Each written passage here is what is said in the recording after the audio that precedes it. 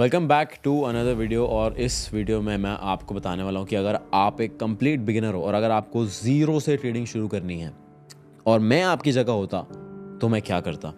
After 6 years of trading and losing money and making money in the financial markets, I am now going to share with you कि अगर आज मैं आपकी जगह होता तो मैं एग्जैक्ट रोड मैप क्या फॉलो करता। And most probably guaranteed that अगर आप ये चीज़ को फॉलो करोगे तो ऑफकोर्स जितना टाइम शायद मुझे अगर 6 साल लगा तो शायद आपको 3 साल लग जाएगा, because you will have a clear cut road map. So make sure you watch this video till the very end, because I am going to give you a serious road map. तो अगर आप एक complete beginner और आपको trading के बारे में कुछ भी नहीं पता है तो सबसे इम्पॉर्टेंट चीज़ है ये जानना कि ट्रेडिंग में कितने टाइप्स के मार्केट होते हैं, क्या क्या एग्जिस्ट करता है, कौन कौन से फाइनेंशियल मार्केट्स एग्जिस्ट करते हैं, किन किन मार्केट्स में आप ट्रेड कर सकते हो। बिकॉज ट्रेडिंग एक कॉन्सेप्ट है, ट्रेडिंग एक एक्टिविटी है जिसको आप हर एक मार्केट में एग्जीक्यूट कर सकते हो।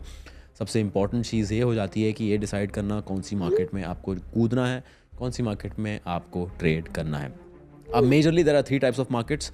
First is the stock market, Indian stock market. Second is the crypto market और तीसरी होती है फॉरेक्स मार्केट। ये 3 मेजर मार्केट्स है जहाँ पे आप ट्रेडिंग कर सकते हो, जहाँ पे आप ट्रेड्स ले सकते हो, जहाँ पे आप एक ट्रेडर बन सकते हो। आफ्टर 6 years, इन 6 सालों में मैंने पहले 2-3 साल इंडियन मार्केट में ट्रेड किया, उसके बाद 1-2 साल क्रिप्टो मार्केट्स में ट्रेड किया एंड उसके बाद पिछले 2-3 साल से मैं सिर्फ और सिर्फ फॉरेक्स में ट्रेड कर रहा हूँ। मेरा पूरा जर्नी मेरे यूट्यूब चैनल पे है with proof, everything is documented, so you can see there कि मैंने बहुत सारी मार्केट्स, डिफरेंट मार्केट्स में एक्सपीरियंस किया है, ट्रेड किया है and I have done well. After 6 years I can tell you कि अगर आज मैं ज़ीरो से शुरू कर रहा होता तो मैं सीधा फॉरेक्स मार्केट में जाता। Indian market is positioned in a way to make you lose money. Indian market में टैक्सेस ज़्यादा है, फीस ज़्यादा है, ब्रोकरेज ज़्यादा है, लेवरेज भी नहीं है, बहुत सारी चीज़ें हैं। बेसिकली इंडियन मार्केट में the odds are against you. अगर आज मुझे एक रेस्टोरेंट खोलना है और मेरे पास 2 ऑप्शंस है, एक की रेस्टोरेंट मैं गांव में खोल लूँ, दूसरा की एक रेस्टोरेंट मैं मुंबई में खोल लूँ, मेट्रो सिटी में खोल लूँ। Where should the right choice be? Most probably Mumbai, a city, because Mumbai overall एक इतना बड़ा मार्केट बन जाता है कि the chances of people showing in my restaurant is very very very high. But अगर मैं गांव में रेस्टोरेंट खोलता हूँ जिसका पॉपुलेशन ही सिर्फ 10,000 लोगों का है तो the chances of my restaurant becoming a success is very limited, because अगर 10,000 के 10,000 लोग भी आके मेरे रेस्टोरेंट में खाना खाते हैं तो मेरी ग्रोथ जो है बहुत ज़्यादा लिमिटेड है। जबकि मुंबई जिसका पॉपुलेशन मिलियंस में है वहाँ पे the potential is unlimited, the potential is untapped and वहाँ पे मेरे ग्रोथ के चांसेस बहुत ज़्यादा हाई है। And similarly Indian market is like opening a restaurant in a village and forex market is like opening a restaurant in a metro city. And that is Y अगर आज मैं शुरू कर रहा होता तो मैं सीधा फॉरेक्स मार्केट में जाता। After 6 years, after almost 3-4 years of my journey, मुझे रियलाइज हुआ कि forex market is better than all the other markets and that is why I shifted to forex markets. उसके बाद जब आपने डिसाइड कर लिया कि आपको कौन सी मार्केट्स में ट्रेड करना है, अब आता है second part which is deciding your trading platform and deciding your broker. Broker होता क्या है?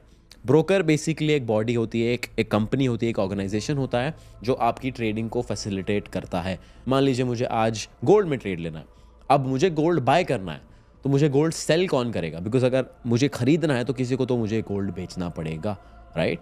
एंड ब्रोकर एग्जैक्टली वो रोल प्ले करता है। ब्रोकर मेरे और सेलर के बीच में रहेगा। सेलर को गोल्ड बेचना है, सेलर जाएगा ब्रोकर के पास, मुझे गोल्ड खरीदना है, मैं जाऊंगा ब्रोकर के पास एंड ब्रोकर ये ट्रांजैक्शन को फैसिलिटेट करेगा जिसके लिए वो एक फीस चार्ज करेगा, both from the buyer and the seller. This is what a broker is. अब ब्रोकर एक बहुत इंपॉर्टेंट रोल प्ले करता है आपकी जर्नी में। क्यों? क्योंकि अगर आपने सही ब्रोकर चूज नहीं किया तो आपका जर्नी लंबा हो सकता है। Let me explain. अगर मान लीजिए आज मैंने 10,000 रुपए से ट्रेडिंग शुरू की, फॉरेक्स मार्केट में 10,000 रुपए से ट्रेडिंग शुरू की।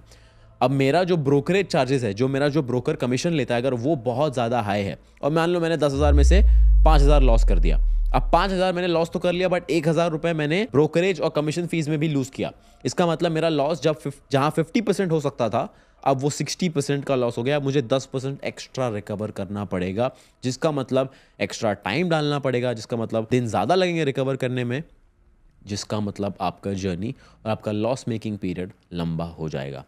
सेकेंड वेरी इंपॉर्टेंट पॉइंट, इसकी बहुत सारे ब्रोकर्स स्कैम्स कर देते हैं, बहुत सारे ब्रोकर्स भाग जाते हैं, बहुत सारे ब्रोकर्स गलत एक्टिविटीज़ करते हैं जिसकी वजह से लोगों का पैसा अटक जाता है। So that is also a very important role you can be the best trader in the world, but अगर आपका ब्रोकर आपके पैसे लेके भाग जाता है, nothing will matter. And that is why broker जो है एक बहुत इंपॉर्टेंट रोल प्ले करता है। So make sure you do your own research, make sure that you learn everything about your broker, whether it is legal, whether it is regulated, whether it is legitimate, or whether it is just some random company that is running and just taking people's money.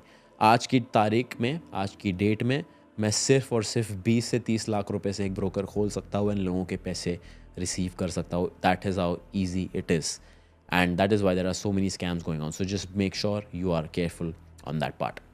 Point number 3, which is your trading platform. अब forex market में चीज़ें थोड़ी सी अलग है. Forex market में मुझे trading platform भी choose करना है, ब्रोकर भी चूज़ करना है. नॉर्मली क्या होता है, बहुत सारे ट्रेडिंग प्लेटफॉर्म्स होते हैं जो ब्रोकर के साथ कनेक्ट होते हैं, राइट. ब्रोकर बैक एंड पे है जो आपके ट्रांजैक्शंस फैसिलिटेट कर रहा है, फ्रंट एंड पे है आपका ट्रेडिंग प्लेटफॉर्म जहाँ पे आप अपने ट्रेड्स एक्सिक्यूट कर रहे हो. सो ट्रेडिंग प्लेटफॉर्म चूज़ करना भी इंपॉर्टेंट है. बहुत सारे ब्रोकर्स हैं जो बहुत सारे ट्रेडिंग प्लेटफॉर्म्स ऑफर करते हैं.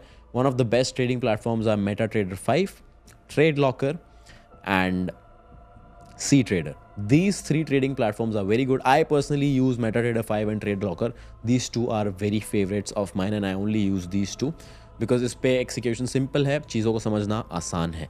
तो सबसे पहले मार्केट डिसाइड कर लिया, ब्रोकर चूज़ कर लिया, ट्रेडिंग प्लेटफॉर्म डिसाइड कर लिया. Now I am ready to trade, but अब मुझे चाहिए एक ट्रेडिंग स्ट्रैटेजी. अब ट्रेडिंग स्ट्रैटेजी के लिए मुझे क्या करना है, ट्रेडिंग स्ट्रैटेजी बनाने के लिए सबसे पहले मुझे ट्रेडिंग सीखनी पड़ेगी. अब ट्रेडिंग सीखूंगा मैं तो मुझे क्या क्या चीज़ों पे फोकस करना चाहिए, क्या क्या चीज़ों पे फोकस नहीं करना चाहिए. अगर आप मुझसे आज पूछोगे after 6 years of experience in this market, what is the number 1 concept that actually matters apart from risk management, the number 1 concept that actually matters is liquidity. अगर आपको पता है कि लिक्विडिटी कहाँ पे है, you will know where the big fishes will take the market. सबसे ज़्यादा इंपॉर्टेंट कॉन्सेप्ट मेरे हिसाब से आज की डेट में इन माई ओपिनियन इज़ लिक्विडिटी. अगर आपने लिक्विडिटी रीड करना सीख लिया, आपने चार्ट रीड करना सीख लिया, nothing else will really matter. But of course there are some key concepts which you need to no.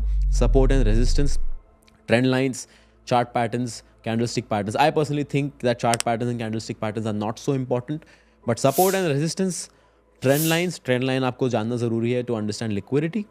Then liquidity itself, volume, strength and momentum of the candles. ये सारी technical चीज़ें आपको जानना बहुत ज़्यादा ज़रूरी है. बहुत सारे लोग जब अपना ट्रेडिंग जर्नी शुरू करते हैं तो बहुत ज़्यादा ओवर नॉलेज ले लेते हैं, बहुत ज़्यादा नॉलेज ले लेते हैं, बहुत ज़्यादा रीडिंग करके बैठ जाते हैं. मैंने भी ये गलती की थी, बहुत सारी बुक्स मैंने पढ़ी थी, but eventually only these few things will matter. At the end of the day अगर आप 100 चीज़ें भी पढ़ लोगे, एंड में आप सिर्फ 3 से 4 चीज़ यूज़ करोगे टू ट्रेड सक्सेसफुली.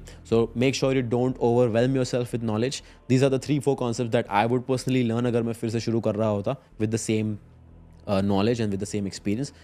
एंड उसके बाद इन 3 से 4 चीज़ों को यूज़ करके मैं एक ट्रेडिंग स्ट्रैटेजी बिल्ड करता. ट्रेडिंग स्ट्रैटेजी कैसे बिल्ड करना उसके ऊपर मैंने एक डिटेल में वीडियो ऑलरेडी बनाया हुआ है, यहाँ पे आपको लिंक मिल जाएगा ऊपर. But to summarize it for you, trading strategy में 4 से 5 इंपॉर्टेंट चीज़ें होती हैं. Time window, trading setup, clarified trading setup, कौन सा इंस्ट्रूमेंट पे मैं ट्रेड करने वाला हूँ. इंस्ट्रूमेंट, अब मैंने मार्केट तो डिफाइन कर ली है, मार्केट के अंदर कौन सा इंस्ट्रूमेंट में ट्रेड करने वाला हूँ वो भी डिफाइन करना बहुत ज़रूरी है. मान लो मैं फॉरेक्स मार्केट में ट्रेड कर रहा हूँ, फॉरेक्स मार्केट में मैं गोल्ड ट्रेड कर रहा हूँ, स्पेसिफाइड इंस्ट्रूमेंट गोल्ड में ट्रेड करने वाला हूँ. उसके बाद मेरा रिस्क मैनेजमेंट डिफाइंड रहेगा कि मैं कितना रिस्क लेने वाला हूँ, कितना मैं रिवॉर्ड लेने वाला हूँ, ये सारी चीज़ डिफाइंड होगी. अगर मेरा स्ट्रैटेजी वाला वीडियो डिटेल में देखोगे तो of course you will understand this much better in a much more clarified way. Now I have a strategy, I have a broker, I have a trading platform, I have decent knowledge about how to read charts. अब मुझे क्या करना है, अब मैं जाऊंगा पुराने charts पर और मेरी जो भी स्ट्रैटेजी मैंने बिल्ड की है उसको मैं करूंगा टेस्ट, ये देखने के लिए कि ये काम भी करता है या नहीं करता है. Because a lot of you guys come in to this market with your hard earn money, जिसके लिए आपने बहुत मेहनत की, जिसके लिए आपने पता नहीं कितनी दिनों जॉब किए हैं, कितने लोगों की गालियाँ सुनी हैं. But all of you come in to this market with your hard earn money without knowing that whether your strategy works और not. And that is just insane if you think about it. कि आप मान लीजिए आप गाड़ी चलाना सीख रहे हो एंड आप किसी की ब्रांड न्यू फरारी पर सीख रहे हो. Would you ever consider doing that? Absolutely not. But people come into this market with their hard-earned money and they trade without knowing whether the strategy works or not.